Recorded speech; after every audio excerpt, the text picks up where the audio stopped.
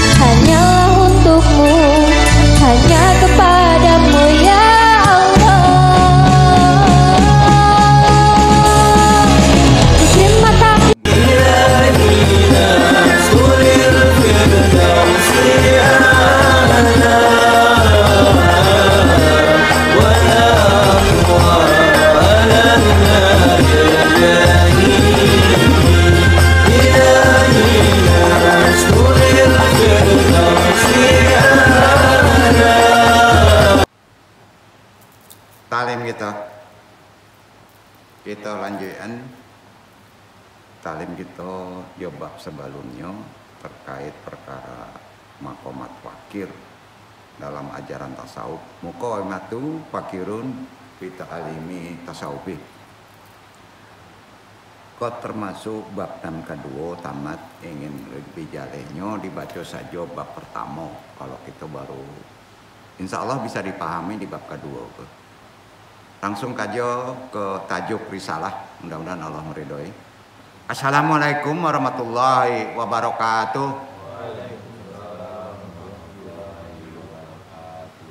Alhamdulillahirabbil alamin, hamdan habibi, hamdal mustafirin, hamdan yu'asi yu'amahu yukafi majidah. Asyhadu an la ilaha illallah wa asyhadu anna Muhammadan abduhu wa rasuluh. Allahumma sholli wa sallim wa barik ala sayyidina Muhammadin wa ala alihi wa baitihi juriyatihi ajmain.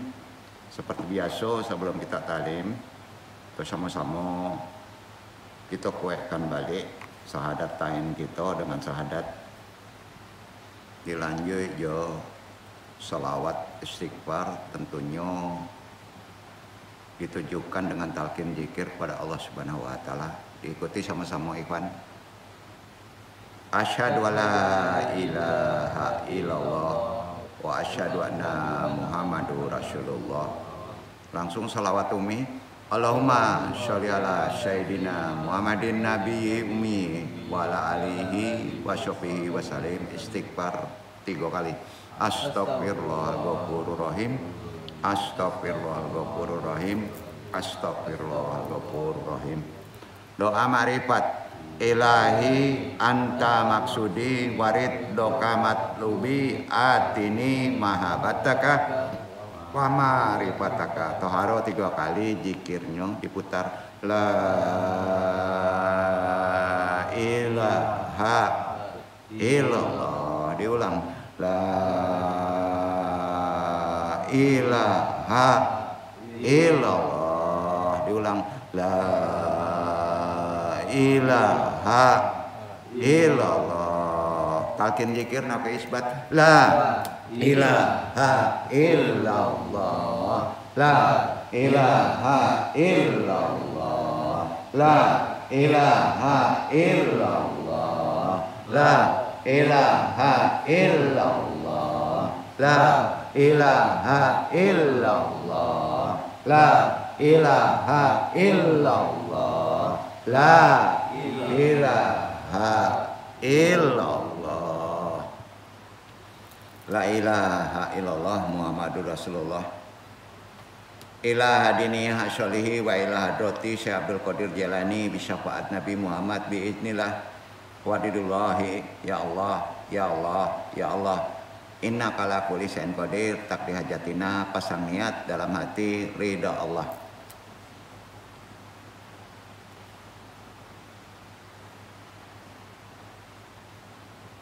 Wa khususan abaruyah Nur Muhammadin khususan ila ruhi Muhammad Nabi Yunaka babil khusus hadiri al-mahdi khalifatul radin babil khusus arwahi juriyatihi wa khususan arwahi muslimin mu'minin wa musinin. Al-Fatihah. A'udzu billahi minasyaitonir rajim. Bismillahirrahmanirrahim. Alhamdulillahirabbil alamin. Ar-Rahmanir Rahim. Maliki yaumiddin. Iyyaka na'budu wa iyyaka nasta'in. Ihdinas siratal mustaqim. Siratal ladzina an'amta 'alaihim ghairil maghdubi 'alaihim waladdallin.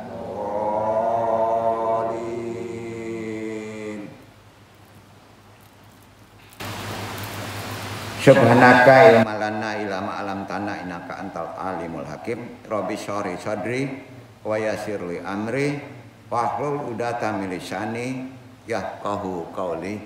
Ya Allah, ya Rabb, lapangkanlah untukku dadaku, mudahkanlah semua urusanku.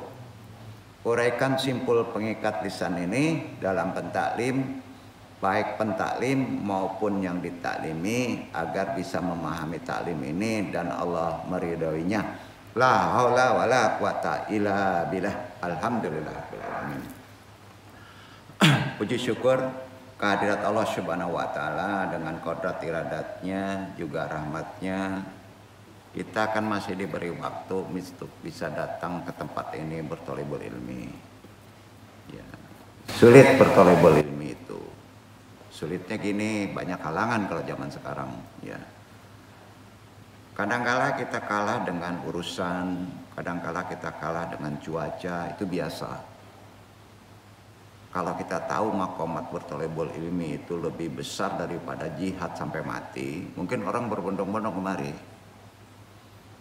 Tapi intinya, ya kita harus pahami, bersyukur kita, karena kita masih diberi waktu untuk bisa datang mengkaji ilmu. Karena menuntut ilmu itu hukumnya lebih tinggi daripada jihad fisabilillah.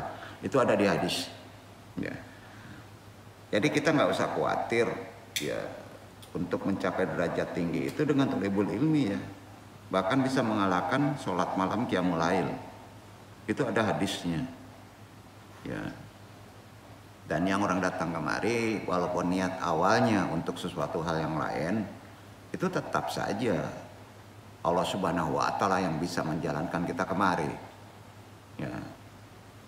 Kita bisa merenung segala sesuatunya ke depan itu kita nggak tahu ya. Tapi kalau Allah bisa menuntunnya kemari ya kemari. Ya. Alhamdulillah. Hadirin jemaah Iwan, baik yang mengaji secara talaki, mengaji langsung, face to face itu talaki, maupun ikhwan akhwat yang mengaji mungkin secara dunia teknologi, media sosial, semuanya andung doakan rahimakumullah. Juga andung memohonkan kepada Sohibil Qadilah, guru kita secara spiritual. Kita muliakan, mudah-mudahan dalam kaji ko ajaran sanad dari beliau-beliau ko ulama Allah kita nanti belakang tidak melenceng dari tuntunan secara garis sanad sampai ke Rasulullah. Ya. Di pertemuan hari ini al-fakir yang bodoh ini tajuk taklim akan kita bahas muqawamimatu fakirin pita alimi tasyawufi. Sebetulnya kaji ko termasuk kaji yang tinggi dalam konsep secara syariat. Nah, kalau kita ngaji tasawuf umumnya orang hanya teori. Ya. Padahal ajaran tasawuf itu yang betulnya harus diamalkan. Ya. Jadi makom fakir itu pengertiannya kan dalam ajaran tasawuf itu sering disalah pengertikan kepada orang miskin. Kita mesti miskin lah. Bukan begitu, fakir itu artinya orang yang bisa membantu orang miskin. Jadi perbedaannya kata fakir dengan fakir miskin itu beda. Kalau fakir itu orang yang bisa membantu lah, berarti harus kaya. Islam nggak ngajarin miskin. Tapi kalau ditakdirkan miskin, maka orang yang berderajat fakir harus membantunya. Ya, gimana kita mau beribadah, sholat saja kita butuh materi kan? Ya, untuk menutup aurat, pakaian yang bagus, ya, masjid yang layak, konsep sedekah lagi, harus membantu anak yatim. Itu kan derajatnya fakir. Jadi jangan salah pengertian orang fakir itu mesti kita juhud, miskin, nggak bisa. Fakir itu secara Quran, secara tasawuf adalah orang yang bisa membantu. Ya. Jadi kalau kita menghadapkan fakir kemana? Dalam konsep miskin. Kita ini fakir miskin di hadapan Allah. Tapi kalau di hadapan makhluk, no, orang Islam itu miskin. Harus bisa bantu. Membantu itu nggak mutlak dengan materi. Tangan kita, pikiran kita, ikhtiar kita, sama ibadahnya dengan kita membantu dengan uang yang banyak. Nggak bisa dengan itu kita dengan doa juga membantu, itu fakirun. Doakan mereka, doa yang baik, orang yang didoakan tidak tahu. Sepakat ya? Itu yang paling makbul sebetulnya. Karena kalau doa orang lain tahu, kita juga ada sedikit ria. Ya. Nah. Kita bahas sama ba'du maqamat fakir dalam ajaran tasawuf, kita tamatkan hari ini, mudah-mudahan Allah meridhoinya.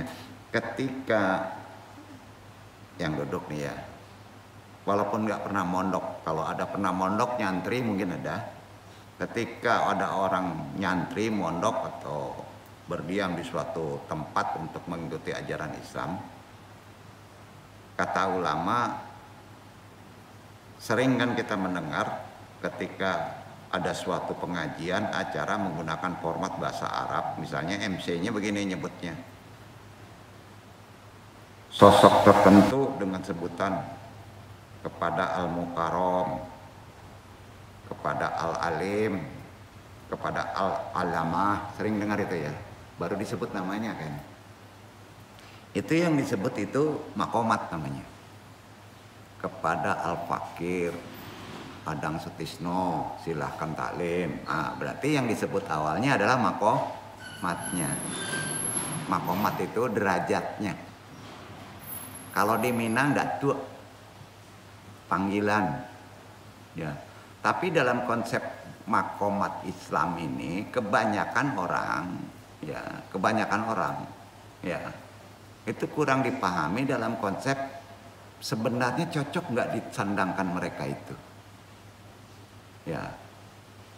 Al-alim dengan al-mukarram dengan al-fakir beda. Contoh, SAG dengan MAG beda nggak? Beda ya?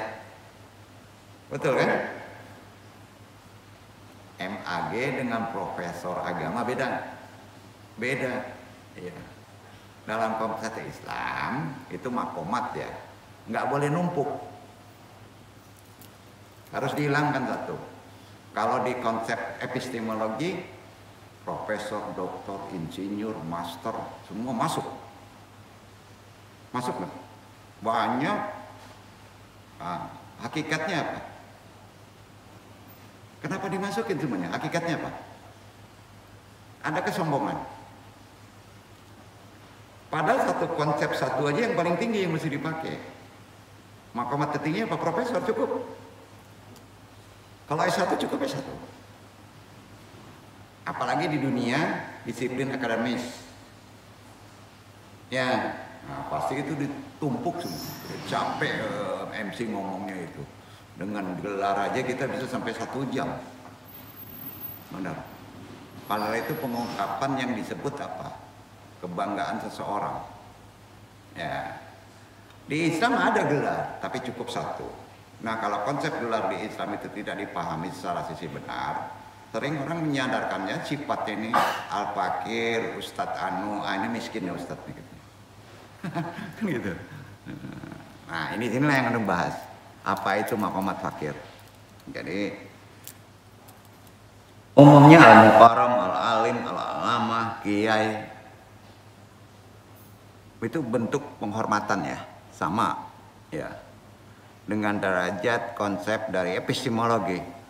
Jadi sebetulnya kalau di Islam itu nggak boleh sembarangan loh mendapatkan gelar makomat tersebut ditempelkan kepada asma nama orang itu, nggak boleh. Nanti ada konsep yang disebut dosa. Ada beberapa kriteria yang dipertimbangkan harus kita pahami. Tingkat atau makomat keilmuan, ketawaduan, maka nempel gelar. Tingkat keilmuannya gimana? Berapa lama magang? Ya. Sudah itu tawadu nggak dia? Betul kan? Wawasan dia dalam mengungkapkan ceramah gimana? Baru bisa nempel gelar itu. Karenanya kalau gelar itu ditempelkan kepada nasab, tapi dia tidak mendalami keilmuannya, jadi bingung nanti. Makanya ada ulama menyampaikan sesuatu nggak menggunakan adab, ujungnya antreo umat menghinanya. Banyak nggak? Dijatuhin kan? Ada kata-kata yang tidak pantas dikeluarkan, akhirnya dikeluarkan. Padahal makomatnya keren banget nih Gus. Itu makomat daerah, berarti anak kiai, anak mubalik. Di Minang nggak ada itu. Kalau di Minang mungkin anak mubalik, kalau anak mau sebut gis. Kan gitu ya. Anak mubalik. Nah, itu ada nasab juriat, ada nasab yang disebut keturunan darah. Nah, ini bahaya juga kalau kita nggak. Memang ada yang namanya Gus betul-betul ilmuwan banyak. Gus Dur ilmuwan, Gus Bah ilmuwan, banyak Gus Muwafik ilmuwan. Memang dia belajar, bahkan ada yang keluar negeri. Jadi pantas ya mendapat gelar itu. Itu kegelaran nama kedaerahan, khusus ada di Jawa Tengah atau di Jawa Timur Gus. Berarti kalau Gus, dia tuh pasti anak kiai gede. Nah, di Minang nggak kelihatan kan? Ya. Kok anak ulama mah? Wah, kerjanya maliang katanya. Itu kan ada kacau. Jadi beda ya, biasa disebut nasab juriat ulama, biasa disebut kalau di Jawa Timur, Jawa Tengah itu Gus. Adalah panggilan penghormatan sebetulnya ya. Jadi Gus itu nggak mutlak ulama. Duduk nggak? Dia pegawai negeri tapi anak ulama disebut Gus. Tapi secara awam orang menyebut Gus itu ahli agama. Ya. Jadi ini harus kita pahami dulu ya. Jadi panggilan kehormatan itu kepada putra kiai, putra ulama, putra mubalik, kita udah tahu deh. Sementara kalangan masyarakat biasa, meskipun memiliki kadar keilmuan agama tinggi, dia tidak keturunan, misalnya tidak keturunan dari ulama, tapi kadar keilmuannya tinggi. Mereka kebanyakan lebih banyak bersikap tawadu, ya, dengan tidak muncul di permukaan, sering mendengar frasa saya ikut dengan Gus atau keturunan anak ulama itu aja deh, gitu ya. Ada gitu ya, itu tawadu. Ya. Itulah sebabnya kalau di dunia pesantren, dunia pondok itu nggak pernah terjadi caci maki, nggak pernah, karena itu bagian adab. Nah, walaupun memilih di satu pesantren itu ada beda pertentangan, beda mazhab umpamanya. Contoh kalau di dunia akademis, walaupun itu agama, ya ada perbedaan satu dosen sedikit aja langsung dihujat. Nah, di pesantren nggak bisa, karena perbedaan itu adalah rahmat. Nah, ini kita mesti aplikasikan dalam dunia, ya, dalam kehidupan sehari-hari. Bagi yang sudah berkeluarga dengan istri, perbedaan itu rahmat loh. Jadi kalau niat kita misalnya jomblo ingin dapat istri, jangan sekali-kali berdoa mempunyai sifat yang seperti saya, nggak akan ketemu tuh. Umumnya berbeda tuh, yang satu cerewet, yang satu pendiam. Setuju nggak? Kenapa? Karena konsep nikah adalah menutupi kelemahan seseorang. Dan Iwan Haris pendiam nih, rabaan ya bukan meramal. Mungkin dapat istri nanti cerewet loh. Itu biasa itu. Pasti kayak gitu. Jadi kalau kita niat ya mudah-mudahan istri saya sama dengan saya, punya sifat kalau pendiam itu kan baik. Nah, nanti digetok orang itu, diambil hartanya dari suami istri, diam aja loh. Betul kan? Jadi disinilah konsep perbedaan itu dalam kehidupan sekarang itu rahmat ya. Betul, nggak ada yang sama. Ya, kembar aja juga identik, tetap beda sifat. Ya, jari tangan satu orang dengan satu orang nggak ada yang sama. Jari tangan aja nih, bisa jadi barcode, betul kan? Nah, bisa jadi barcode. Jadi fakir ini kita pahami dulu dalam konsep pemahamannya ya. Itu sebabnya di pesantren nggak pernah terjadi caci maki, beda pendapat sampai marah. Apalagi kalau kita bermakomat fakir. Dengan perbedaan sedikit kita marah, ini lucu. Ini banyak loh di dunia politik. Walaupun memiliki pertentangan zaman sekarang jangan deh. Itu kadang-kala Allah begitu nyuruhnya. Dituntut apa? Tuntut kaji naik tingkat nanti sabar. Ya, makomatnya ya. Makanya walaupun ada pertentangan dalam suatu pemahaman agama, tidak boleh jadi khilafiyah. Karena mereka tetap itikotnya sama, akidahnya sama, bertuhan satu kan. Setuju? Ya. Nah. Orang pesantren memahami konsep yang disebut hari akhir, di mana segala yang diperbuat di dunia, kalau konsep kita hidup ini konsepnya hari akhir, ya, di mana apapun yang kita usahakan, ya, nah, apa aja, ya, itu arti kata harus kita nanti akan berpikir akan dipertanggungjawabkan. Makanya kalau kita nyari rezeki, nggak mau rezeki yang tidak halal, karena kita berpikir apa? Konsep hari akhir, kita nggak di sini hidup, betul kan? Pasti ada feedback, hisab ujungnya. Ya. Dan hisab itu menurut Al-Quran, ya, ada hisab yang dibayar kontan. Nah, orang-orang Hindi yang beragama lain menyebutnya karma. Kita nggak ngajarin karma. Ya. Tapi kena dengan hisab yang antum perbuat.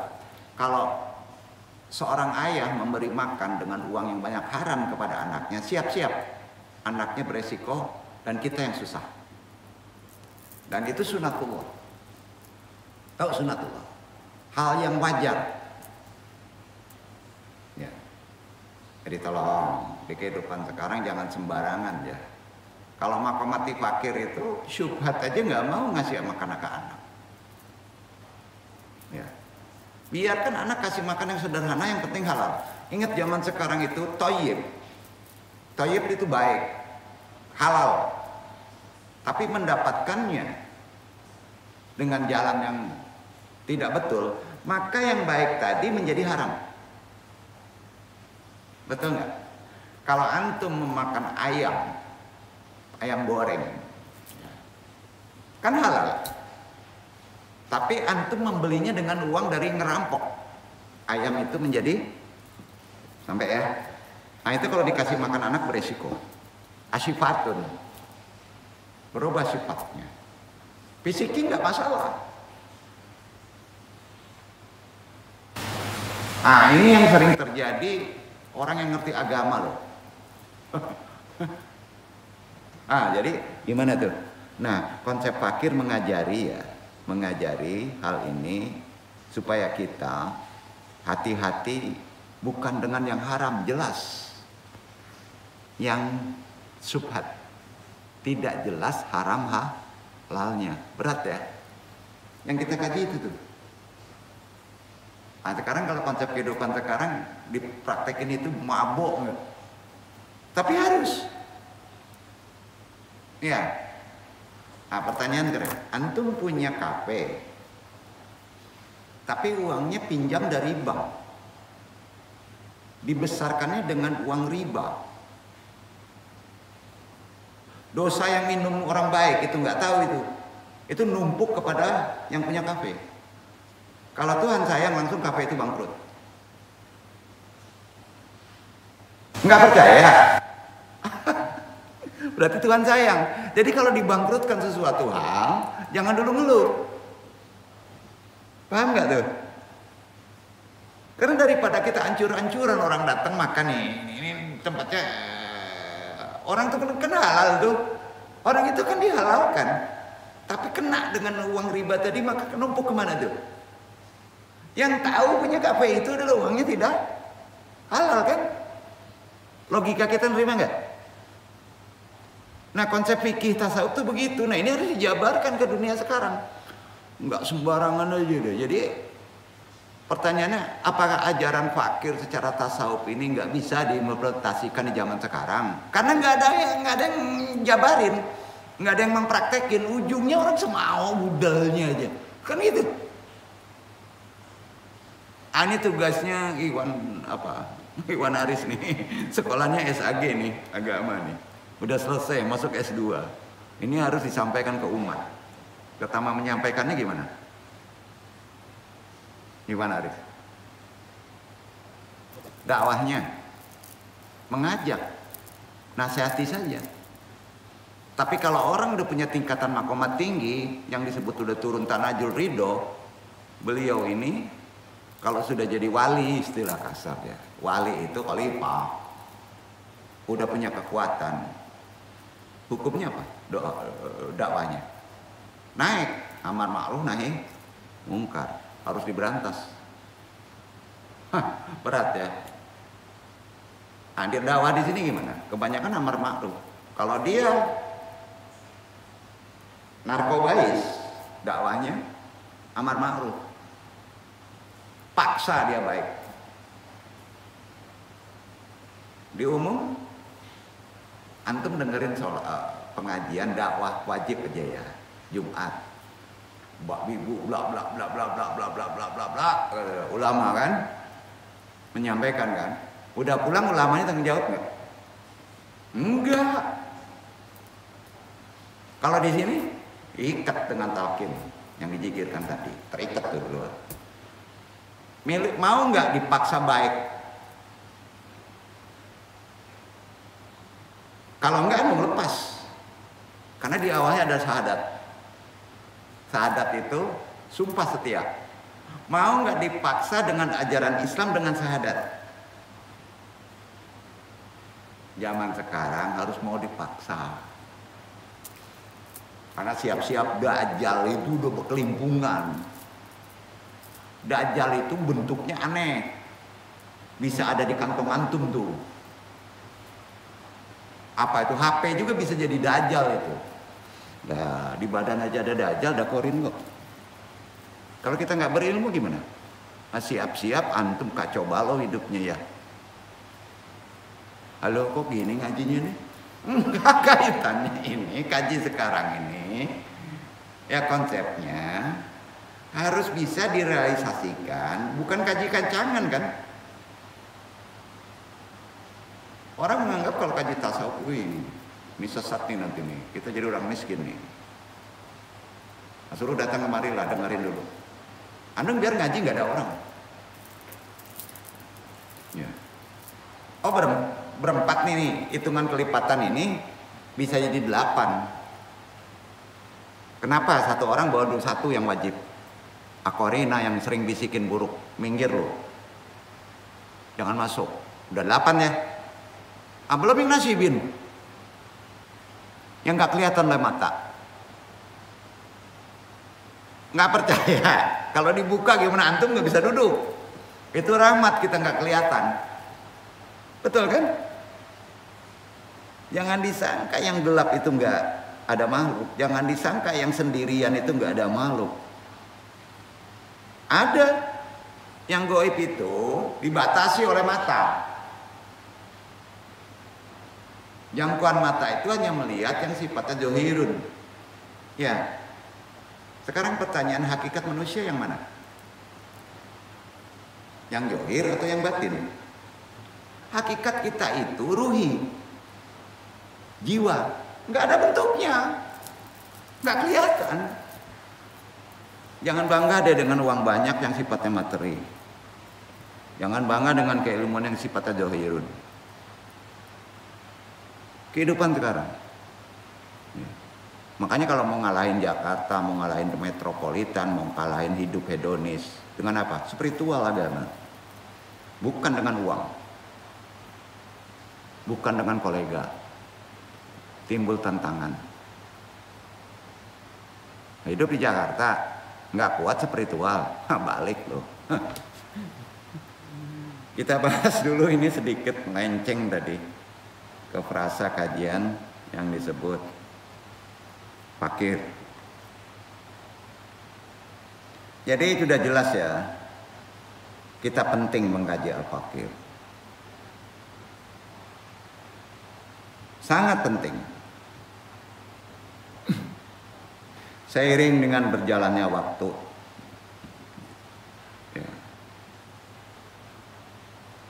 yang sifatnya kayaknya berat di kehidupan sekarang, itu sebenarnya akan menjadi berat kalau ditaruh di rasa. Karena hakikat manusia rasa. Agak bingung. Dong jabarkan dulu ya.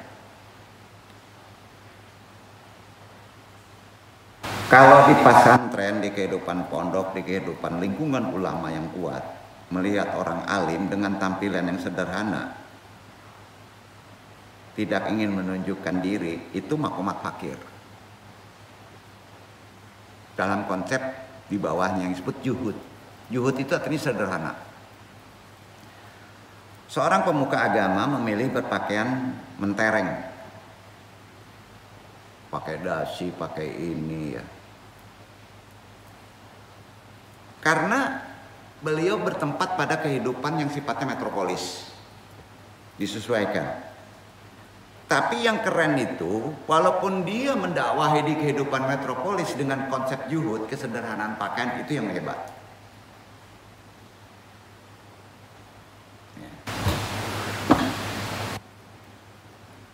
Pemuka agama pakaiannya mentereng, unik, rambutnya gondrong, kan banyak tuh. Nggak apa-apa, nggak nyalahi syariat.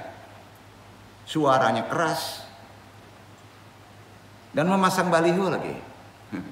Kan banyak itu. Ya, di mana-mana. Di sini terjadi garis yang tegas perbedaan antara beragama di kota. Kita ini termasuk beragama di kota, karena ini ibu kota daripada provinsi, ya kan? Dan berbeda antum itu kalau beragama di desa, di nagari, di kampung beda. Kalau di nagari, di desa diajarkan untuk beragama dengan hati. Anu ngajarin di kota ini beragama dengan hati, dengan kolbu. Karena agama itu inti hakikatnya spiritualitas, spiritual. Coba beragama dengan hati, itu ada di konsep tasawuf. Nah ini yang jarang. Seseorang yang beragama dengan hati akan mudah menerima sesuatu karena hati adalah pandangannya luas. Ya, hati itu pandangannya luas kan? Ya, nah itu bahasanya. Samudranya dalam, langitnya tinggi, itu hati. Sementara di kota agama diajarkan secara nilai jual. Apa itu? Transaksi. Nah ini mulai rame nih. Agama jadi transaksi, nilai jualnya ada. Sehingga segala sesuatu menjadi sempit pemahaman spiritualnya. Dangkal. Tidak pernah memuaskan ujungnya. Kurang ke kurang, kurang ke kurang. Karena dimaterikan. Nah ada orang menyebutnya menjual agama, betul?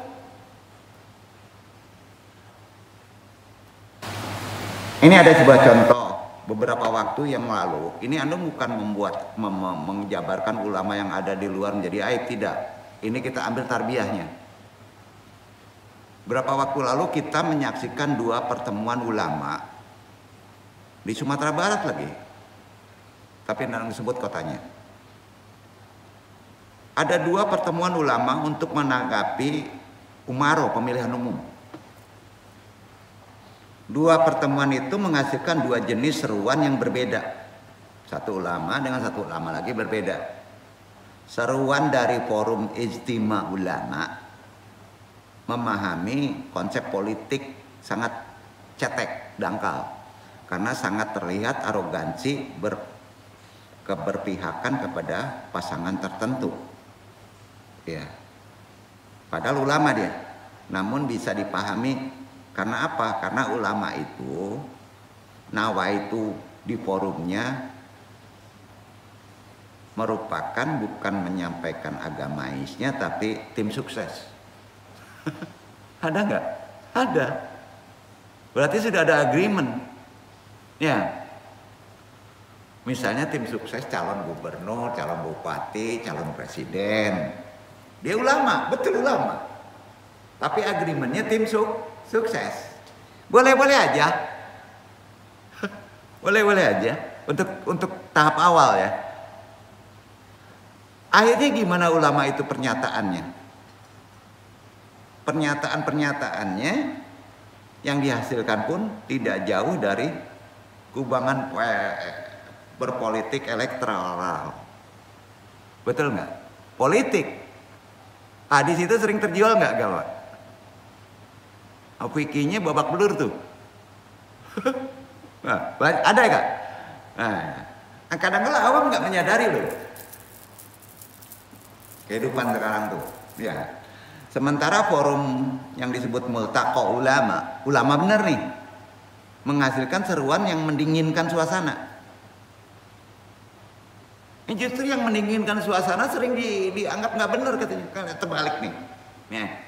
Jadi forum ini menyerukan agar masyarakat bersikap tenang, meletakkan kepentingan bangsa, gitu ya, persatuan, ya.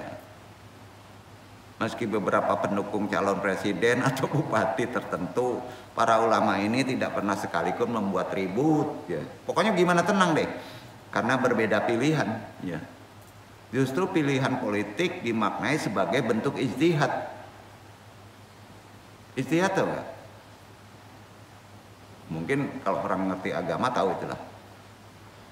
Yang bisa diikuti oleh para pengikutnya, bisa juga tidak.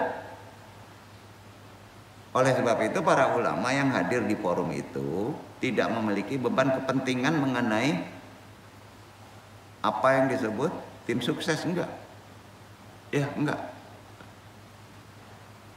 Karena dia berprinsip perbedaan itu rahmat. Ini terjadi di Sumatera Barat. Tempatnya kayak Kubuh tuh kemarin tuh. Sampai ulama besar dihujat. Ya, aneh. Apalagi di kota besar. Betul kan?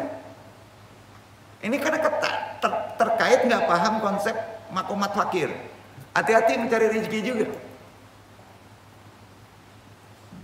Jadi ulama itu dengan kepentingannya, kontribusi ulama dalam menenangkan rakyat, menenangkan umat, seharusnya itu yang kita mesti nawa itu kan, ya di kondisi sekarang. Ya.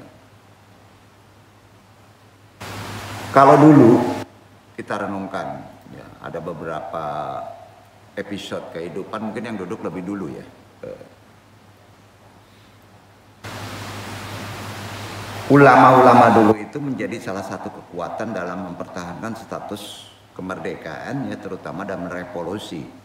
Revolusi tercipta itu dengan kata-kata jihad tuh. Kata jihad itu ulama kan? Revolusi, jihad kan?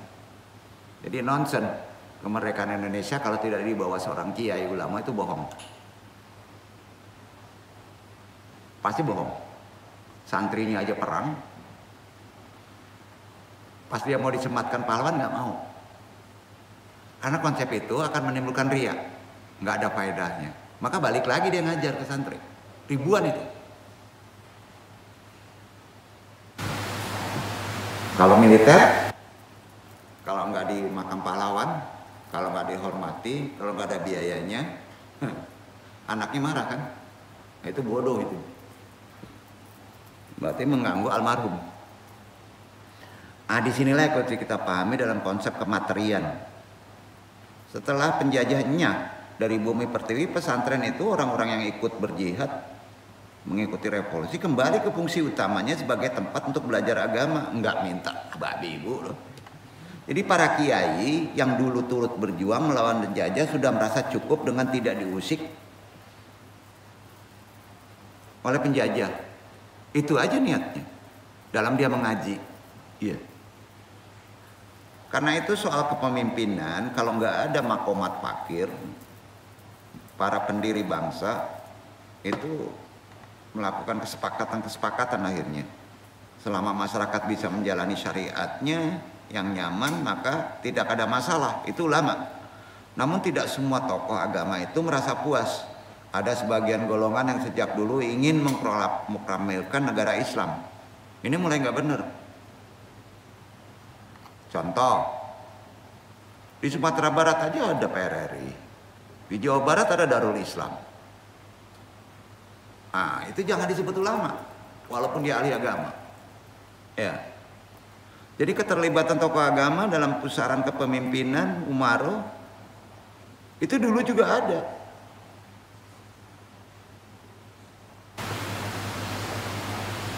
Jadi niatnya apa? Ingin menciptakan negara yang bersyariat penuh. Di Aceh? Ya. Apakah kalau sudah misalnya dia bisa lepas merdeka, bisa menangani negara itu? Berat bro. Jadi memperjuangkan sesuatu ikhtiar kita kalau kita kembali ke diri. Bersyariat dengan cara militer salah. Gimana?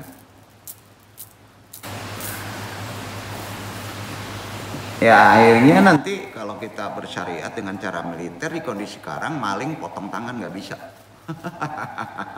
Hantum kena hukum fikih. Ya, betul kan? Nah, disinilah ada konsep ketasawufan yang disebut kearifan. Ya. Antum menghindari total bang. Solusi zaman sekarang gimana? Uang riba. Sementara kehidupan kita dikurung dengan bank. Gaji harus melalui bank. Jangan makan ribanya. Ada solusinya. Paham nggak? Pas kena riba, ribanya sumbangkan, bersihkan. Ada konsep Islam kepada yang butuh, anak yatim. Bisa nggak? Bisa kan? Nah, sebetulnya nggak ada alasan agama itu menjadi susah. Kita yang menyusahkan. Disinilah kita bertolebul ilmi, kita pahami konsep secara jelas. Para kiai tidak pernah menyebut dirinya ulama. Kalau kita konsepnya fakir. Ulama itu orang yang berilmu dalam bahasa umum. Tapi seorang yang fakir, yang bodoh, bukan terhadap orang. Fakir itu sandarannya ke Allah. Kalau ke manusia, fakir itu sandarannya orang yang paling pintar di atas ulama.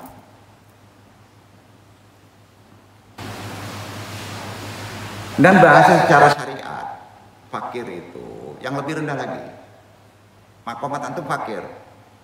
Apa itu? Orang yang masih membutuhkan ilmu, kemarin kajiannya. Jadi antum merasa bodoh terus. Karena berilmu itu sampai liang lahat ajaran Islam. Jadi kalau antum stagnan saja kehidupan sekarang, tidak bertolebul ilmi, baik ilmu agama, ilmu yang lain, itu nggak akan habis. Maka dilarang oleh agama. Jadi belajar itu hukumnya wajib. Terus terus. Makanya bertolebul ilmi sekarang banyak orang tidur ya.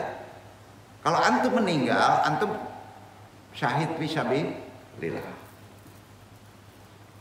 Dan orang yang meninggalkan sesuatu untuk mengejar ilmu, apalagi ilmu itu yang wajib hukumnya mengenai kehidupan nanti akhirat, maka rezeki antum yang tertinggal itu dijamin sama Allah. Sampai nggak? Dan itu ada di Quran. Nah, orang nggak yakin tuh. Nah, bingung. Nah, ini bukan promosi supaya ngaji yang duduk ini banyak orang, enggak. Capek kalau banyak orang. Ya. Jadi udah jelas ya. Nggak mau dia menyebut ulama. Al-fakir aja deh. Orang yang masih membutuhkan ilmu, bahasanya gitu. Karena terus merasa bodoh. Kalau kita merasa bodoh terus, maka antum tidak akan pernah berhenti belajar. Mainnya di mana? Hati. Maka beragama dengan hati. Betul kan? Nah, seorang kiai yang sudah 20-30 tahun umpama mengajar ilmu fikih, tasawuf, tarekot, kan terus masih mengulang bacaannya walaupun udah bau tanah. Di antara satu kitab, referensinya dong sandarkan dulu ya. Fathul Qorib tuh enggak? Ya. Ini buku fikih dasar di pesantren loh. Semua pesantren pakai itu Fathul Qorib. Andai kata para kiai sudah cukup puas dengan ilmu yang dimiliki dan kemudian menyebut dirinya sebagai ulama sehingga secara serampangan menyalahkan yang berbeda, bisa jadi hari ini kita berislam menjadi arogan. Setuju? Nah, karena tidak ada kerendahan hati. Ya, di kampung itu beragama dengan hati. Di kota itu beragama jual beli.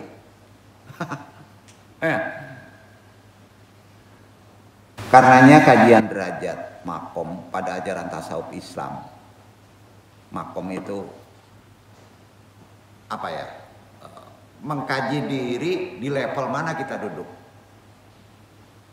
Karakter kita. Rasakan apakah karakter kita stagnan di tobat ke tobat aja sholat kita. Jadi sholatnya itu minta ampun aja. Beda dengan orang yang sholatnya itu sudah mirajul muminin. Merasa dekat dengan Allah. Beda nggak? Beda. Dia tidak akan melakukan dosa itu setelah sholat. Tapi kalau doanya itu minta ampun, berarti dia sudah melakukan dosa sebelum sholat. Ya. Nah itu bisa dikontrol oleh diri kita masing-masing. Itu makanya ada kajian yang disebut derajat. Jadi kalau orang luar menyebut kajian makomat itu kajian yang nggak ada di Islam, salah besar. Lah di Nabi aja ada derajat Nabi biasa, ada Rasul. Beda nggak? Beda. Ya. Karenanya kajian derajat makom namanya pada ajaran tasawuf yang secara Islam menjadi solusi para umaro, para pemimpin. Kita ini pemimpin anak dengan kapasitasnya. Di kondisi zaman sekarang sangat urgent, penting. Di antaranya makom tobat. Oke, kita tobat dulu. Udah kita kaji kan? Ya. Dapat membantu dalam upaya mengubah tindak kejahatan menjadi kebaikan. Karena kita ngerti tobat. Pas kita bertindak kejahatan, dirubahnya menjadi kebaikan. Itu kegunaan tobat. Setelah kita wara, bisa kita lebih berhati-hati dalam bersikap. Syubhat aja nggak mau. Betul? Kemarin kajinya. Ya. Lebih berhati-hati dalam membuat keputusan. Itu waro. Akibatnya apa? Meminimalisir penyesalan. Ya. Kita kan sering bingung. Tahu kita setelah nyesel. Ya, maka duduklah di makam waro supaya jangan ada penyesalan. Naik lagi, berarti makom juhud. Membantu meningkatkan proses kontrol emosional. Karena hidup kita sederhana. Juhud bukan miskin. Walaupun kita ada. Membeli sesuatu yang kita butuhkan bukan ke lifestyle. Itu makom juhud. Nah, makom-makom ini zaman sekarang diamalin nggak? Padahal itu ajaran pokok Islam. Dikaji aja enggak. Ada pun kaji di teori. Amalnya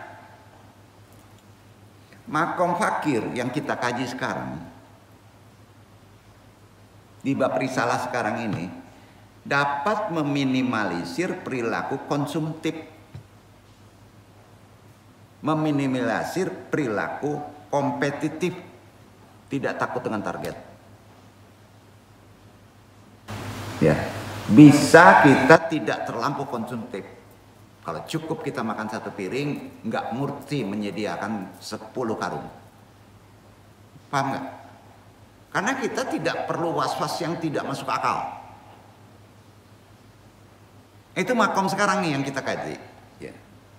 Sehingga dapat membantu menghindarkan diri dari emosi negatif. Makom fakir itu.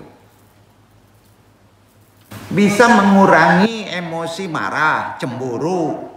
Itu emosi negatif. Cemburu kalau jelas nggak apa-apa, cemburu nggak jelas. Iri. Ini semua tersebabnya karena rasa iri dengki.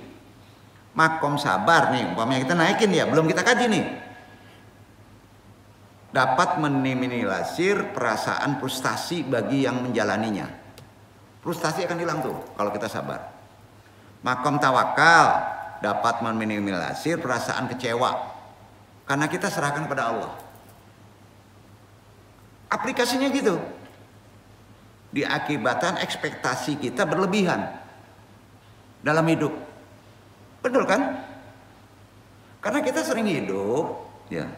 Zaman sekarang ini segala sesuatu menjadi selain Allah. Padahal kita hidup harus kata Allah. Benar gak? Nah, terakhir makom ridho. Nanti kita bahas nih. Meminimalisir perasaan duka cita pada orang yang telah meraihnya. Jadi sisa-sisa kajian makom tadi insya Allah akan kita bahas di bab-bab selanjutnya. Ya, ini kita udah masuk bab berapa ini, Iwan Aris? 4 atau 5? 4. Semua 7. Makin lama kajian itu makin naik. Dan Anda tuntut itu kalau memori udah keterima dengan kaji tadi, secara otomatis kita bukan ngapal kajinya, kita tahu mesti bertindak apa. dalam ujian hidup ini. Ya. Jadi hal itu dikarenakan keyakinan yang sudah kuat bahwa segala hal yang terjadi di dalam hidup adalah takdir terbaik dari Allah. Tanamkan itu. Kita nggak cengeng. Allah itu udah ngukur. Kenapa saya nggak anak presiden ya? Wah dia gawat, itu dosa itu. Kok kita anak petani ya? Kacau kan? Jadi takdir kebaik itu kita sekarang ini. Karena Allah udah ngukur. Bener nggak? Oh kenapa saya nggak nikah kemarin sama si Anu ya? Itu takdir terbaik tuh. Digagalkan sama Allah. Coba kita berprasangka baik dulu itu. Paham nggak? Kecewa nggak hidup sekarang nih? Ayo lurusin, gampangin. Kalau ingin bahagia, terima kehidupan ini. Jangan menyungut-nyungut. Agama melarang itu. Ada hadisnya, ada Qurannya. Tolong deh luruskan dulu hati kita. Kamu hidup itu, semua umat itu dari Allah dihidupkan ke bumi, udah dipilih, dikasih takdir terbaik. Nah kalau dapat kita muka jelek, belah hitam, gak laku sama orang, takdir gua jelek banget. Dosa itu. Allah itu menurunkan kita itu pasti takdirnya baik deh. Nggak percaya ya sudahlah. Ada di Quran itu. Ini Anda luruskan dulu ya. Ini interaksi aja deh supaya gampang ya mengamalkan sesuatu yang sifatnya kalau mau nyebut tasawuf kan tinggi banget gitu ya. Jadi supaya hidup kita dijalaninya di kehidupan yang katanya carut marut, enggak. Yang membuat carut marut itu perasaan kita. Ya. Supaya hidup kamu itu sukarela, nanti makomatnya ridho loh. Dan itu kalau begitu nanti digampangin sama Allah loh. Iya. Antum sebagai taklim nih hanya bisa mengharapkan dapat memberikan manfaat bagi pengembangan pengetahuannya. Hidup perlu diilmui, ada pengetahuan supaya menjadi sehat mental kita dalam kondisi yang kacau katanya. Sebenarnya enggak. Karena kita pola berpikirnya mungkin canggih, ya, mungkin canggih, memiliki akal keterbatasan mungkin canggih juga. Nah, bahasanya jadi kayak gini ya. Iya benar itu. Karena yang namanya level ibadah di kehidupan sekarang penting dikontrol. Kalau ibadahnya ritual begitu-gitu aja nggak akan berubah tuh. Kalau kemarin sholat kita hanya menutup kewajiban, jangan udah 10 tahun menutup kewajiban aja. Aplikasi dari sholat, akhlaknya seperti Nabi. Jangan seperti Allah, nggak mungkin. Allah nggak makan minum. Kamu ngikutin akhlak seperti Allah. Akhlak saya harus seperti Allah. Allah nggak makan, Allah nggak minum, nggak hidup di seperti kita. Ya nggak masuk akal lah. Kasih barcode yang paling keren, Nabi. Ya kan Nabi bro. Jangan kan nyontoh ulama yang populer aja kita udah babak belur, apalagi ke Nabi ya. Jadi kalau nyontoh Nabi gimana? Sebaiknya nyontoh Nabi pada umur antum, umur Nabi segitu. Kalau Nabi misalnya umur antum misalnya belum 40, 20, 25, 30. Contoh Nabi waktu umur itu ngapain? Wirausaha, aktif sedang dagang sampai Syria. Kalau nyontoh Nabi dengan makomat yang tinggi setelah mencapai umur 60 jadi Rasul, antum umurnya 17 tahun, gimana? Gimana nih? Bener nggak? Udah itu yang gunanya thalibul ilmi. Ya. Level ibadah tertinggi adalah untuk kita ya, yang serba kacau katanya, bahagia, walaupun nggak punya duit, itu ibadah tinggi tuh. Gimana ngajinya nih? Ngopi dulu ah. Jadi levelnya bukan banyak sholat, bukan banyak puasa, ibadah tinggi itu. Gimana perasaan kita bahagia? Bisa nggak? Bahagia itu bisa dimainkan di rasa loh. Mama renung lah.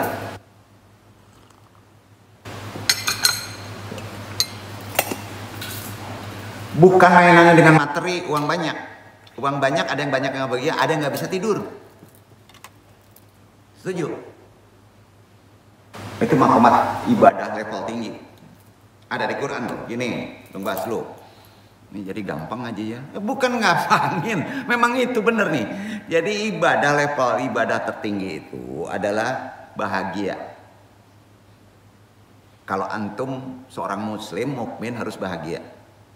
Walaupun antum banyak utang, bahagia dulu deh. Bingung nih ya, begini nih.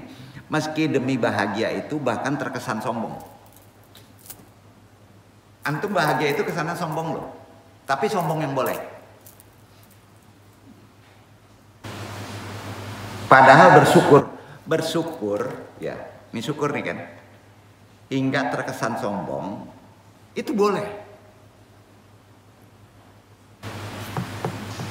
Diperbolehkan asal ya sombongnya ini diilmui. Begini, untuk bisa menghibur diri agar menjadi pede,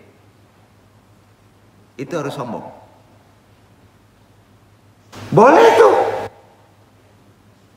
Supaya kan tuh bahagia. Gini, jika ada orang mengatakan dia sabar, katakan padanya, sabarmu lebih dulu daripada saya. Sombong kesannya enggak? Ngomong aja. Kalau ada orang mengatakan dia sabar, ngomong aja, sabar kamu itu lebih dulu daripada saya. Saya sudah miskin sejak lama. Itu akan bahagia loh. Gini, contoh lain ya, kelebihan itu harus dibicarakan dalam konsep kebahagiaan, bukan dalam konsep materi. Ini sering nggak dipraktekin. Itu amalan-amalan yang dalam itu. Misalkan presiden punya banyak uang dan jabatan, ya, tapi tetap orang tidak banyak uang dan banyak tanggungan, tetapi masih bisa senang. Untuk menghibur diri, kamu harus sombong. Kalau begitu, hidup itu harus gagah. Hidup itu harus keren. Islam ngajarin gitu. Walaupun kelihatannya kamu stagnan, bingung nih, ya. Sebab seperti orang yang tidak ridho. Kalau kamu nggak bahagia, kamu nggak ridho pada kodok kadarnya Allah. Jika tidak ridho, maka silakan mencari Tuhan lain, kata Allah. Hidup itu kalau miskin, nggak ridho, kamu nggak anak presiden. Kenapa anak petani enggak ridho? Kata Allah, silahkan cari Tuhan yang lain. Ada di Quran itu.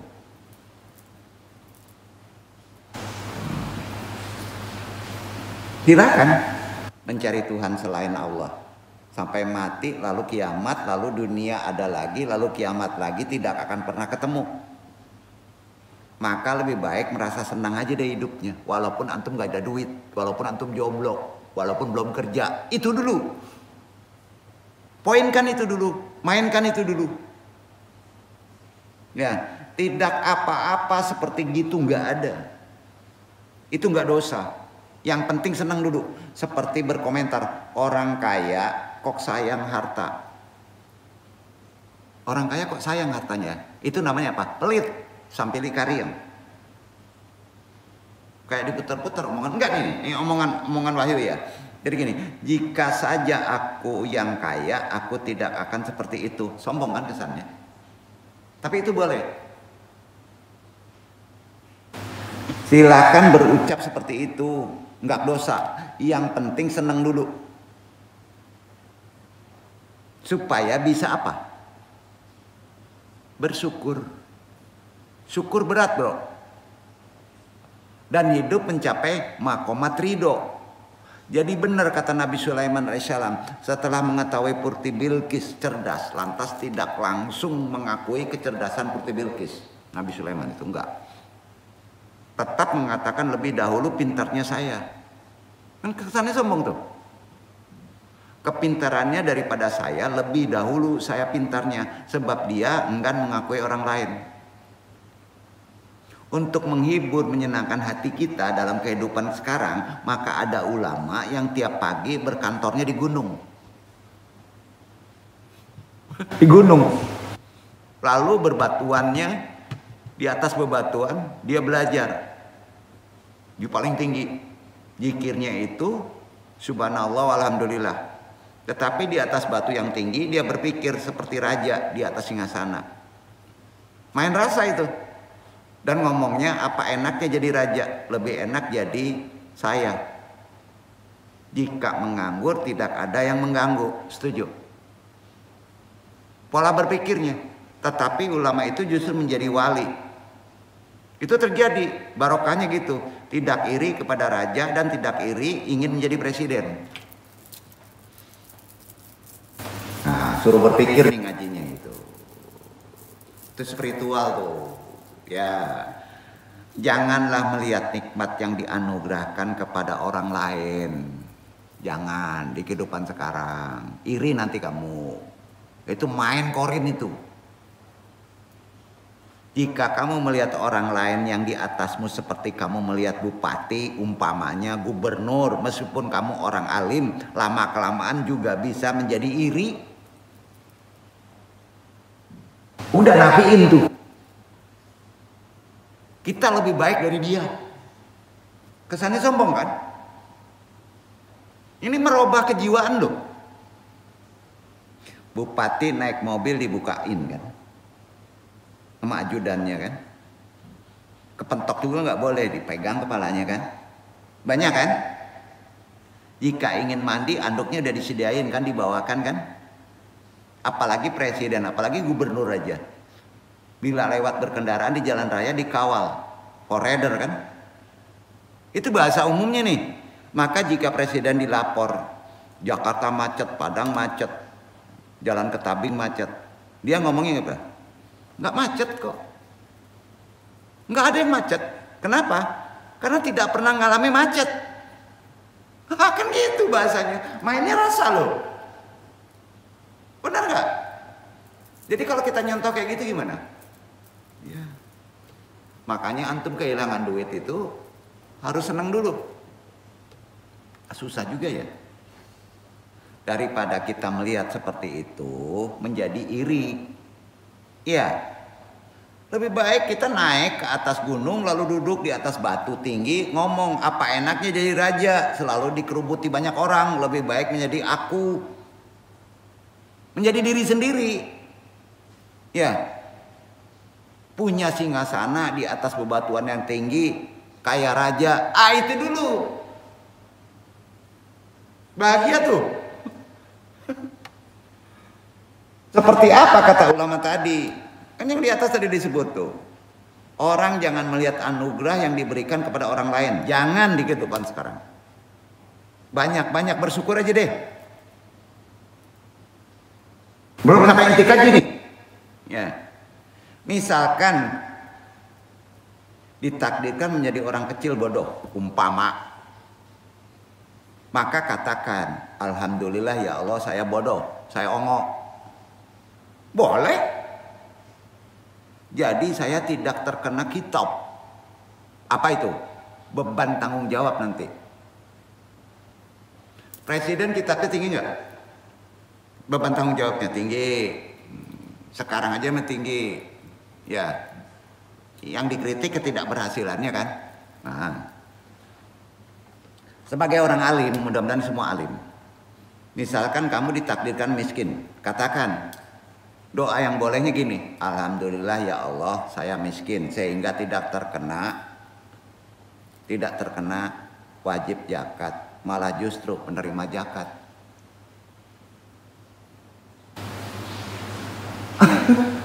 Jadi orang kaya yang kesulitan mencari harta.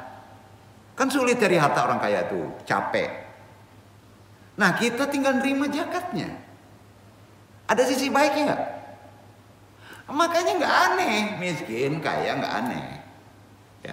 Tapi sebaiknya dalam makomat jadilah orang yang bisa membantu. Kan gitu. Suka hati kita lah. Kalau Allah tahu tuh isi hatinya lah. Ngomong terserah ngecapruk nggak apa-apa. Allah nilai hatinya kok. Benar nggak? Jadi jangan ngelihat omongannya dulu. Sayangnya orang sekarang nggak peka membaca hati. Yang penting di hidup sekarang apa? Gimana bisa ketawa? Aduh. Jangan susah-susah deh ngaji deh. Gimana caranya walaupun kita kelihatannya ada banyak beban bisa ketawa, gitu aja deh. Ketawa itu mahal. Istri marah lalu berkata, sudah miskin di rumah aja, pengangguran, bla bla bla bla, kan gitu cerewet tuh. Ya. Maka katakan, ya Allah, saya beramal dengan bersedekah tidak memiliki uang.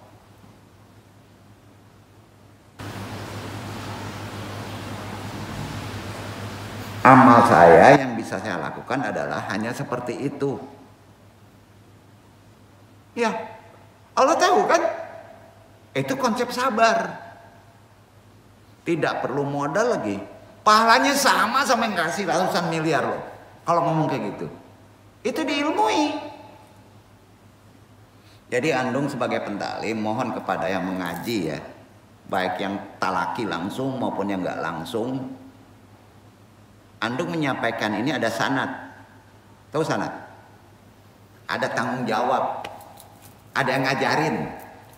Enggak apa kata pikiran. Enggak. Ada sanadnya. Andung ingatkan lagi. Wabil khusus yang banyak cobaan hidup. Semua kena cobaan karena tempat cobaan di sini. Ikhlaskan dulu. Yang banyak masalah kehidupan, khususnya ikhwan akhwat, ibadah yang paling tinggi, yang paling dibenci korin setan yang ada di diri kita adalah orang mukmin yang bahagia. Korin itu babak belur tuh, nangis tuh. Kalau antum walaupun susah tapi bahagia, bisa ketawa. Korin itu kelojotan tuh. Lah nggak percaya, kok kaji kemana nih? Bener itu. Jangan dilihatin ngeluh kesah. Itu ibadah paling tinggi bahagia itu. Korin itu kalang kabut itu. Ini ada dasar sanadnya. Mutasil lagi, bener lagi. Sampai Rasulullah SAW. Sampai itu. Ibadah yang paling menjengkelkan korin jin setan itu cuma satu, kata Nabi, yaitu bahagianya orang mukmin. Bahagia itu nggak beli, nggak pusing kepala, bisa tidur, bisa ngopi, bahagia tuh. Setan kalang kabut tuh. Kan jadi unik, susah itu. Ya, jangan diukur dengan materi. Bahagia kalau ada 1 miliar belum tentu bro. Kalau nggak bisa makan sariawan gimana? Mendoin sariawan habis 1 miliar pula ini. Kadang pasak dari tiang banyak. Jadi orang mukmin itu kalau bahagia maka korin setan selesai deh. Bunuh diri deh tuh. Kalang kabut tuh, nangis tuh. Jadi korin setan sampai menangis hingga mengotori mukanya dengan tanah bila melihat orang mukmin bahagia. Itu hadis. Kita kan nggak melihat korin. Tapi ada. Sebab jika orang mukmin bahagia itu tidak menggugat Tuhan. Nah, kalau antum ini bahagia ya, walaupun belum kerja, belum punya istri, kamu nggak akan gugat Tuhan. Tahu gugat Tuhan? Apalagi dikte Tuhan, gugat aja nggak mau. Kita sering nggak sadar gugat Tuhan. Jika tidak menggugat Tuhan, itu ciri khas mukmin sejati loh. Ya. Tetapi jika antum sumpek, hidupnya sumpek atau nggak sumpek? Orang lain kaya, ganteng, mengapa saya tidak? Hilang sumpeknya tuh. Orang lain istrinya penurut, mengapa saya tidak? Mestinya cara berpikirnya seperti itu. Orang suka marah-marah, tapi tidak mengingat alias kabur, minggat. Orang ini marah-marah, nih, suami marah-marah. Istri marah-marah, tapi nggak minggat, nggak kabur.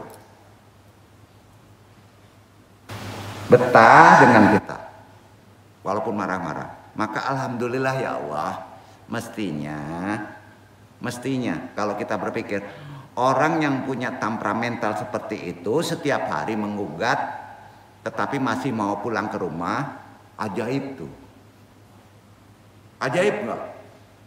Ajaib. Keajaiban yang luar biasa itu, layaknya dengan watak. Watak seperti itu sudah minggat sedari dulu tuh kalau wataknya dipakai, bener kan?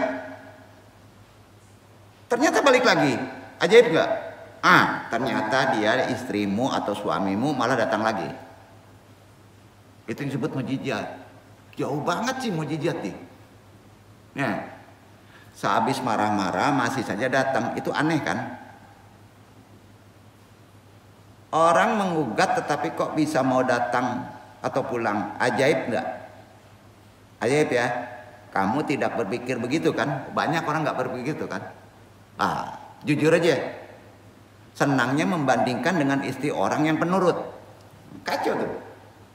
Nih, jika kamu mau membandingkan maka kamu harus siap dibandingkan dalam hidup. Mau dibandingkan? Nggak mau kan? Suami yang istrinya penurut itu memiliki penghasilan sedangkan kamu tidak, maka tidak perlu dibandingkan. Paham ya? Sehabis marah-marah lalu minggat, nanti pulang lagi. Berarti hebat. Istri kamu tidak tahu fungsi dari kamu, tetapi tetap mau pulang. Kalau bukan mukjizat tidak bisa. Itu pasti ada campur tangan Allah. Nah, itu hidup tuh.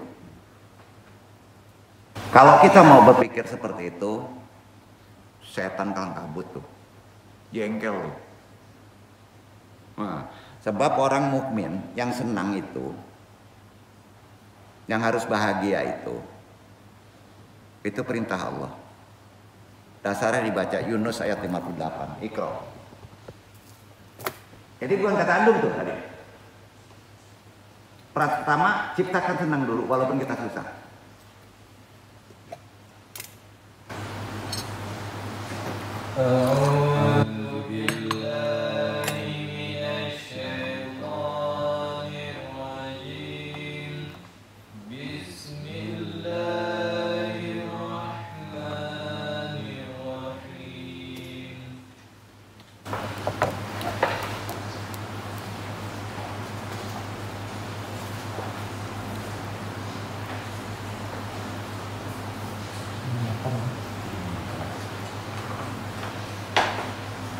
قل بفضل الله برحمته فبذلك فليفرحوا هو خير مما يجمعون. Katakanlah, dengan karunia Allah dan rahmatnya, hendaklah dengan itu mereka bergembira. Karunia Allah dan rahmatnya itu adalah lebih baik dari apa yang mereka kumpulkan. Yang ngomong tadi, Andung sampaikan tadi, kata Andung, kata-kata Allah. Gembira dulu. Kalau udah bisa gembira, rahmat Allah datang loh. Halo? Masih sedih? Besok kalau bisa ngaji ya?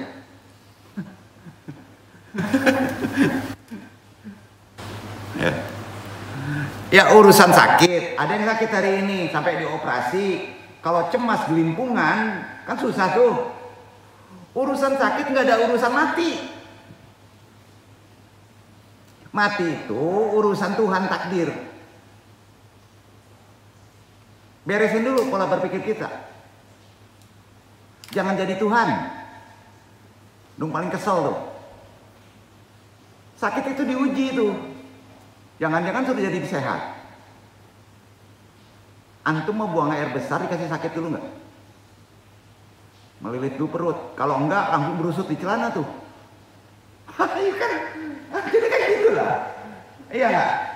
Diuji dulu nggak kalau dikasih senang?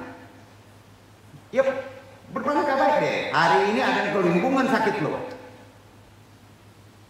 Intinya apa? Karena dianggap sakit itu bisa mati orang itu. Belum tentu bro.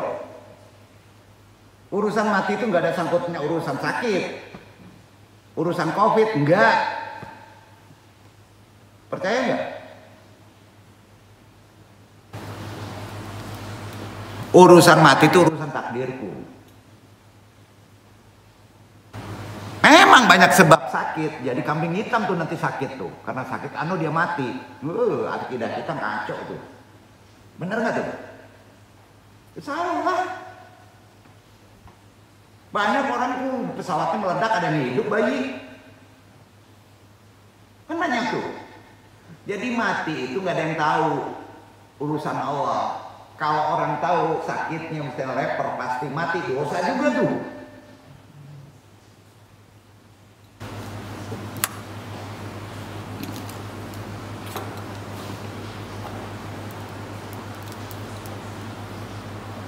Katakanlah dengan karunia Allah dan rahmatnya, hendaklah dengan itu hidup kamu bergembira dulu. Karunia Allah dan rahmatnya itu pasti akan datang dan lebih baik daripada kamu ngumpulin harta jutaan. Jadi orang kan kalau kita gembira itu misalnya ada uang 10 miliar baru bisa bergembira. Itu gembiranya nafsu. Bener gak? Akhlaknya hilang. Ujungnya nih kalau Andung uji, Andung coba uji ya. Andung doain yang berempat ini ya. Yang berempat ini besok dapat 10 miliar di kantong. Dijamin antum nggak ada di sini. Jangan-jangan di Las Vegas itu sedang maksiat, judi. Andung tantang tuh. Banyak kejadian tuh. Oke, kita minta sama Tuhan sama-sama makbul karena rame-rame doanya makbul. Pindah ke Padang. Ya, udah gelimpungan kemana-mana nih. Udah dipandang niatnya ingin jadi orang baik, ingin ngaji, ditantang Tuhan. Enggak ngaji, siap-siap ngaji lagi. Bukan kata Andung itu. Karena perjanjiannya gitu kan. Itu kejadian loh. Lah, yang diomongin bener atau salah?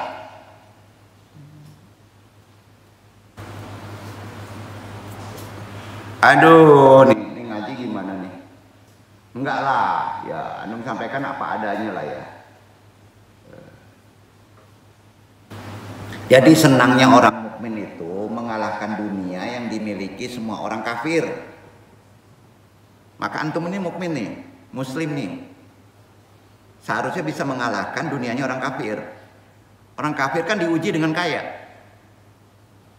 Coba bandingkan dengan bahagianya orang non muslim. Kita bandingin ya. Kaji biasa aja, tapi konsepnya ke wilayah rohani. Umpama rasa senangnya dengan ditimbang dari lahir hingga mati. Orang non muslim dengan kita muslim. Dibandingkan dengan senangnya orang mukmin yang mencintai Allah. Ditimbang sampai mati juga nih, tetap lebih berat senangnya orang mukmin. Yakin nggak tuh? Walaupun kita kelihatannya secara materi nggak senang. Betapa enaknya menjadi orang mukmin sebenarnya. Maka bersyukur dulu, antum masih bisa dinul Islam. Bersyukur antum yang duduk di sini bisa beragama Islam. Itu dulu, maka ku tambah-tambah rezekimu. Nah, bagaimana rasa sengsaranya jika menjadi orang kafir? Sehingga melihat orang-orang yang penuh dengan kemewahan, maka dilihat sisi mengapa dia menjadi kafir. Sebab ancamannya jika kafir adalah neraka untuk selamanya. Sementara orang mukmin betapa gagahnya sebagai mukmin mendapat ganjaran surga untuk selamanya. Itu dulu pola berpikirnya. Ujung bahagia kan nanti. Naik gunung susah dulu nggak? Tidak pernah terlintas penderitaan saat sedang bahagia. Karena berpikir seperti itu, umpama mendengar istri marah-marah juga jadi tidak akan terdengar kalau kita udah bahagia. Benar, ngoceh seorang teh entah bah aku ndak tadanganya ngoceh. Bahagia itu. Karena asik dengan Tuhan. Ada nggak? Bantu mato pedak ikanan mati malotot saja tapi tidak malie. Mendengar yang jelek nggak masuk. Banyak. Nah. Mungkin ada yang sudah biasa dimarahin tapi tidak mendengar. Itu sudah makom dari Tuhan tuh. Digunjing orang nggak mendengar. Dimarahin orang tidak mendengar. Itu sudah makomnya tuh. Nggak ada berefek. Itu udah bahagia tuh. Kamu berzikir semalam suntuk. Zikir itu juga sholat zikir tuh. Dibandingkan misalnya orang yang sudah sampai makomnya, masih tetap lebih wali dong. Itulah hakikat budak, torek, conge. Maaf, ya, karena kamu tidak jelas, zikirmu juga tidak jelas. Zikir itu sholat umpamanya yang tertingginya. Ingat, Tuhan apa melibatkan Tuhan pada urusannya. Coba kita berzikir, berdoa zikir, sholat zikir, semalam suntuk agar lunas hutang. Coba, boleh secara syariat? Atau berdoa kita dengan doa berzikir supaya karir menjadi naik, supaya yang jomblo dapat pasangan. Itu mengingat Allah. Allah kamu libatkan pada urusan kamu sendiri. Benar gak? Boleh. Tapi Allah nuntut gak? Jodoh itu utamanya apa dulu? Minta dulu ke Tuhan, doa dulu. Benar? Kemudian apa tuntutan separohnya? Ikhtiarmu. Enggak terus saja berdoa diem. Minta dulu ke Tuhan kalau jodoh itu. Ya Allah berilah saya, prinsip ya, kata-kata Islam, jodoh yang terbaik seperti yang kamu niatkan, seperti yang saya niatkan. Mudah-mudahan sesuai dengan takdirnya. Ya kan? Jangan paksa seperti target kita. Berarti dikte Tuhan. Jadi gimana tuh? Libatkan urusan kehendak kamu kepada Tuhan, tapi ada yang tidak boleh dilibatkan. Paham nggak? Jawab aja ya yang jujur. Ingat Allah atau melibatkan Allah dalam kita bermohon. Ingat Allah atau melibatkan Allah. Jadi jangan disamakan dengan ulama yang sudah makomnya fakir, yang mengajar agar Allah dikenal makhluknya, agar orang mencintai nabinya, mensifati nabinya. Walaupun sudah ngaji 2 jam, sementara kamu berzikir semalaman, coba nanti lapor. Kamu kalau masuk daftar wali, ya jadi orang yang paling mulia, derajatnya jadi khalifah, belum apa-apa. Kalau salahnya kamu dalam beribadah, pola berpikirnya akan langsung dieliminir loh. Babak pertama pasti langsung tersingkir tuh. Karena ingatan kita kepada Allah melibatkan Tuhan. Nah, ini dalam nih. Ingat Nabi juga seperti itu karena banyak hutang dan banyak khususnya. Lalu banyak sowan datang kepada kiai. Ini sejarah Nabi nih. Diijazahkan misalnya oleh ulama untuk banyak bersolawat. Bagus.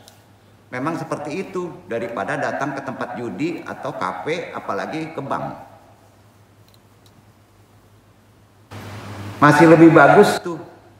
Sementara kita berusaha ingat Nabi agar dicintai umatnya, menerangkan hujahnya, menerangkan bahwa Nabi barokah, tapi ya tetap bagus ingat Tuhan. Seperti itu juga bagus, walaupun melibatkan Tuhan. Mudah-mudahan aja, meskipun begitu tidak ada malaikat yang sentimen. Renungin aja tuh bahasa tuh. Coba ciri utama wali itu orang yang sampai titik khalifah, derajatnya tinggi, ya Dia harus naik dulu, tanajul dulu. Tidak takut dan tidak punya rasa khawatir. Wali itu siapa? Ciri utama wali itu, busyra makomatnya adalah fakir, artinya senang. Susah senang. Ciptakan dulu bahagia. Sebab setan dan jin bisa masuk ke dalam hati manusia jika sumpek. Nah, orang yang sumpek wajahnya suram, suka ngeluh. Bagaimana jika sholat kita tidak diterima? Mulai itu. Enggak begitu. Pede dulu. Usai zakat takut tidak ikhlas. Cemas dulu maka. Udah di zakat tuh.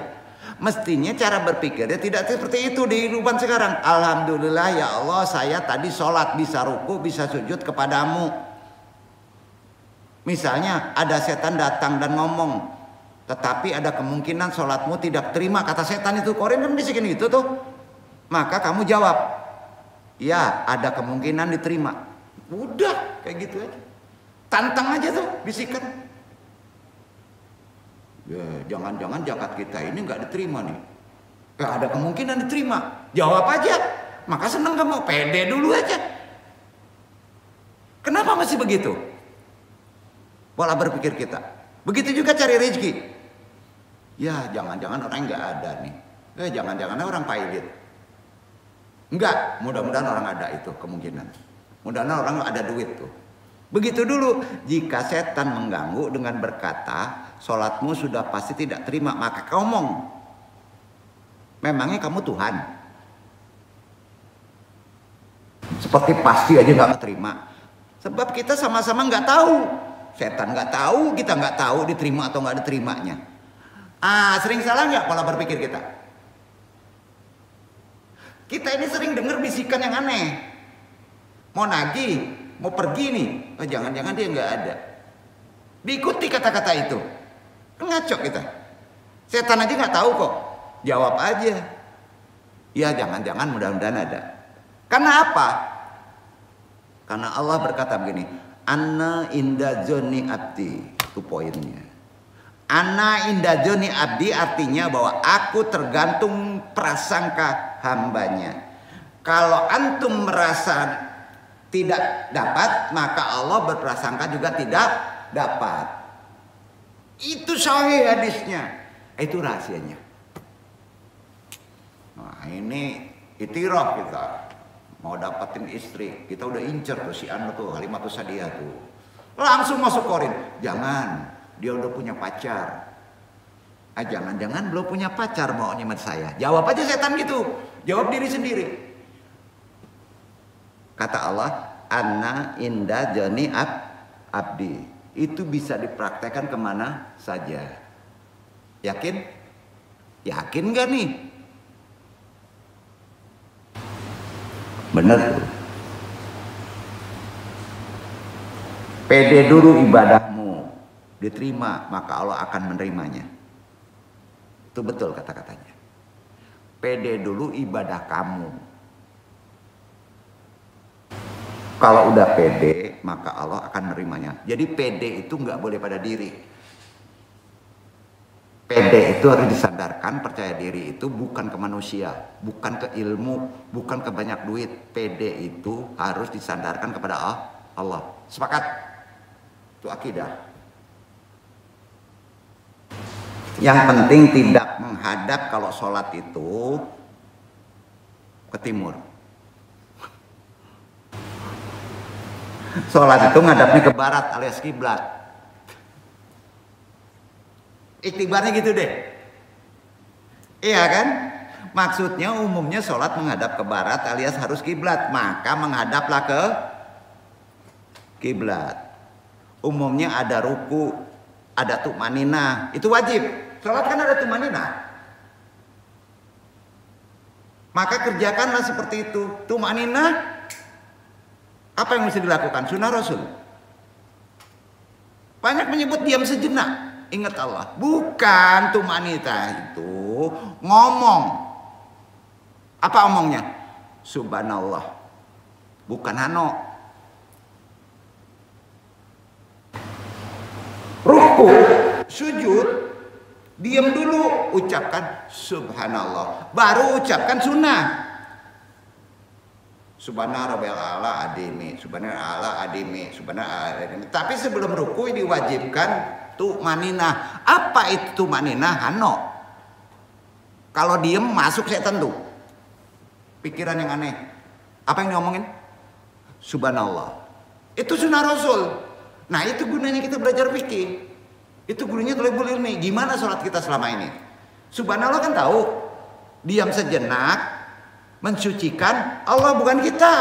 Itu yang disebut tu'maninah. Ada sandaran hadisnya. Paham Ikhwan? Nah itulah yang perlu Anung sampaikan. Ada beberapa konsep kefakiran yang perlu Anung jelaskan sedikit lagi. Ya. Pertama, derajat fakir itu ada yang sifatnya makhluk kepada Khalik. Jadi fakir itu derajatnya makhluknya itu kepada Tuhan Sang Pencipta. Dasarnya Al-Fatir ayat 15. Nung yang baca ya ayuhan nasu antumul fuqara ilallah wallahu wal qaniyul hamidu. Wahai manusia, kamulah yang memerlukan Allah. Jadi fakir kamu itu kepada Allah, bukan kepada manusia. Dan Allah dialah yang maha kaya, tidak memerlukan sesuatu. Betul kan? Betul kan? Fakir itu kemana? Ke Allah. Jadi kamu nggak boleh miskin. Kedua, fakir yang awam. Ini fakirnya umum nih. Yaitu tidak mempunyai harta benda, ya, dan modal untuk membuka usaha, itu miskin. Tidak ada modal. Miskin, fakirnya ditambah, fakir miskin. Itu orang awam. Berprediksi gitu. Terkadang bisa berubah menjadi kaya apabila sukses dalam usaha yang dijalankan kan. Ya. Ketiga, fakirnya hati. Ini yang perlu kita pahami. Fakirnya jiwa. Fakir yang ketiga ini Nabi Muhammad SAW ya, memohon kepada Allah agar dijauhkan darinya. Karena fakir hati, fakir jiwa, selalu hidup antum merasa kurang. Hati-hati fakir antum di jiwa, miskin antum di jiwa. Karena selalu merasa kurang, walaupun bergelimbang dengan harta. Maka derajat antum tabiatnya serakah, nggak akan cukup. Ini ada sabdanya.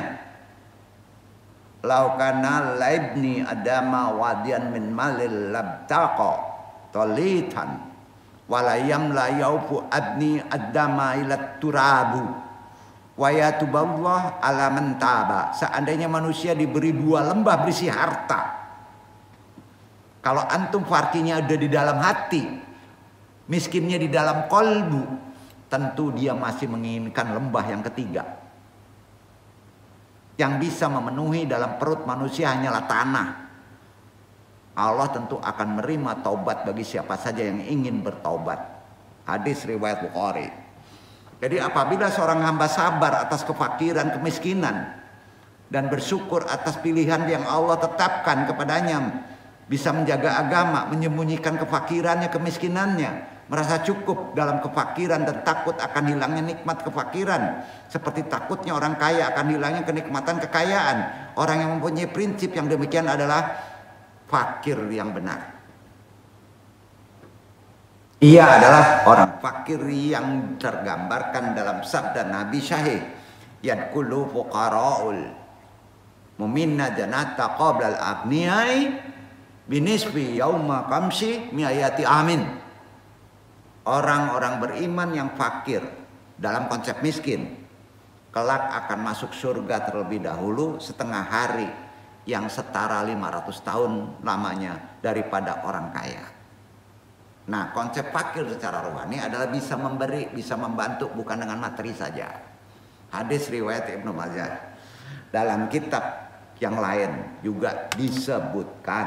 Nah, terakhir kaji, ada beberapa maqamat.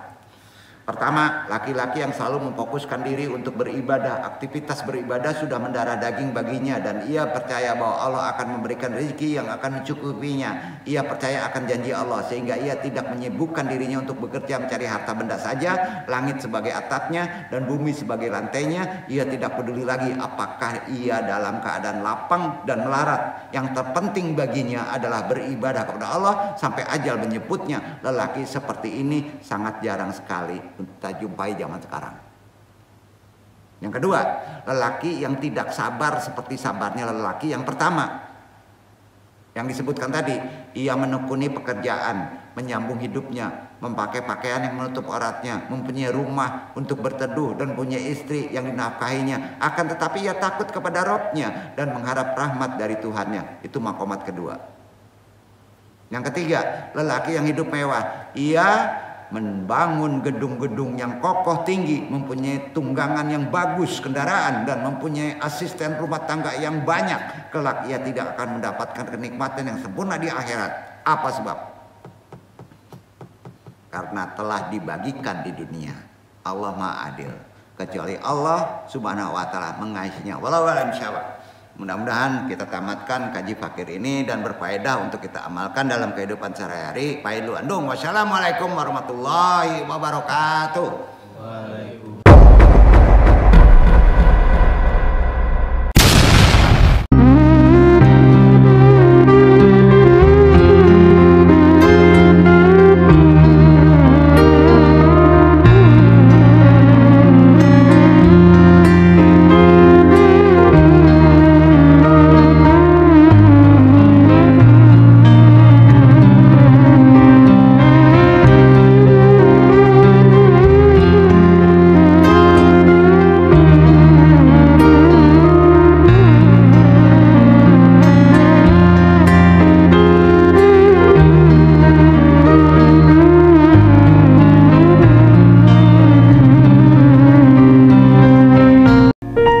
Sallallahu